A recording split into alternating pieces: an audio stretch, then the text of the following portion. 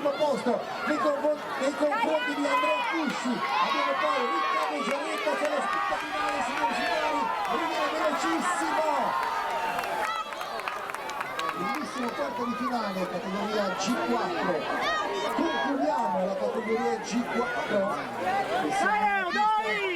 con Nicolas Manganotti del team Mix di Bacca, che conduce nei confronti del numero 393 Gianfranco Bernini. Abbiamo poi la ciclistica Elgia Chiese, quindi Nicola Gigliotti. Il Caravaggio Offroad con Enrico Zorza, credo che al quarto posto è attualmente qualificato nella semifinale, in batteria il quarto di finale vinto dal team Mix di Bacca Manganotti. Rientriamo nella categoria G5 dove il team Mix Verona Franco Clerissi.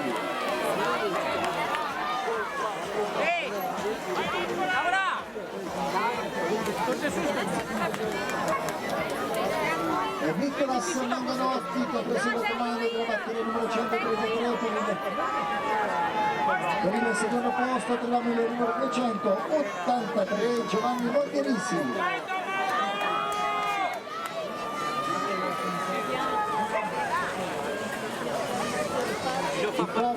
Nicolas Manganotti facile questa batteria ritroviamo la situazione della batteria numero 134 dove ci sono due maglie del team Mix Verona. Abbiamo quindi al comando con il numero 126